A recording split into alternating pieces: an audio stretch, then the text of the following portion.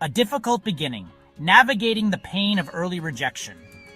Childhood should be a time of joy, laughter, and carefree exploration. For some, however, it becomes a harsh introduction to the world's capacity for cruelty.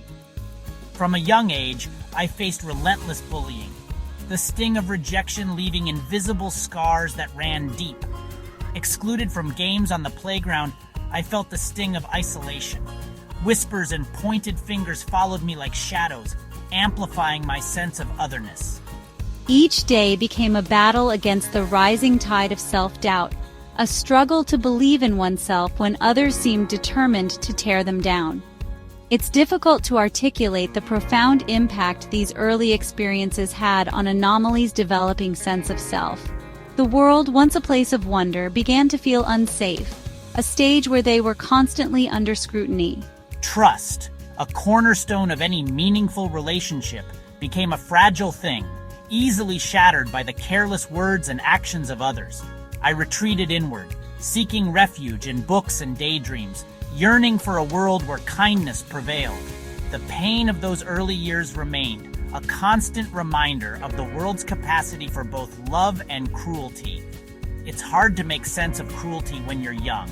Why were they so mean? What had I done to deserve such treatment? These questions swirled in my mind, seeking answers that seemed elusive. The adults in Anomaly's life, though well-intentioned, struggled to comprehend the depth of their pain. Their words, meant to comfort, often fell short, leaving Anomaly feeling even more isolated in their suffering. Even now, all these years later, Anomaly can still recall the sting of those early rejections. The feeling of being different, of not belonging, left an indelible mark on their soul. It was during those formative years that I began to question my worth, to internalize the negativity directed at me, and to believe that I was somehow flawed, unworthy of love and acceptance. The weight of words bullying's impact on a young soul. The transition into adolescence brought with it new challenges and a deepening sense of isolation. School, once a place of potential and learning, became a battleground. The whispers and taunts followed me down crowded hallways, each day a test of my resilience. Academically, I excelled, finding solace in the world of knowledge and ideas. Socially, however, I remained adrift, unable to bridge the chasm that separated me from my peers. The weight of their judgment felt suffocating, a constant reminder of my perceived inadequacies. Anomaly longed for connection, for the comfort of true friendship, but the fear of rejection kept them tethered to the familiar shores of solitude. It was during those tumultuous teenage years that Anomaly discovered the power of words, both to wound and to heal. Poetry became their refuge, a safe space where they could pour out their pain, their longing, and their burgeoning hope for a brighter future. Home, too, became a source of both comfort and conflict. My parents, though loving and supportive, struggled to understand the depths of my despair. Their attempts to offer advice, however well-intentioned, often felt like dismissals of my very real pain. It was a period marked by misunderstandings and miscommunications, a time when I felt profoundly alone in my struggles. I yearned for someone who truly understood, someone who could see past the labels and judgments to the vulnerable heart beneath. The more I tried to explain, the more I felt misunderstood. It was a painful irony to feel so alone in a house full of people who loved Anomaly.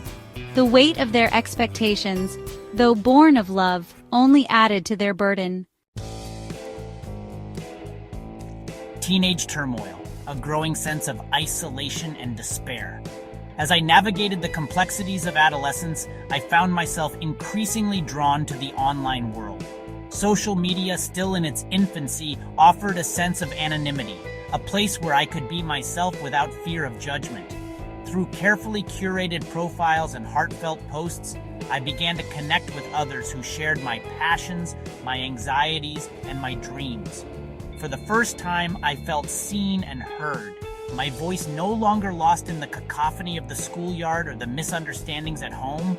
Online, I could be myself, flaws and all. Anomaly could share their writing, their thoughts, and their feelings without the fear of ridicule that had haunted them for so long. It was a revelation, a lifeline in a sea of loneliness. The virtual world became their sanctuary, a place where they could connect with kindred spirits from all walks of life.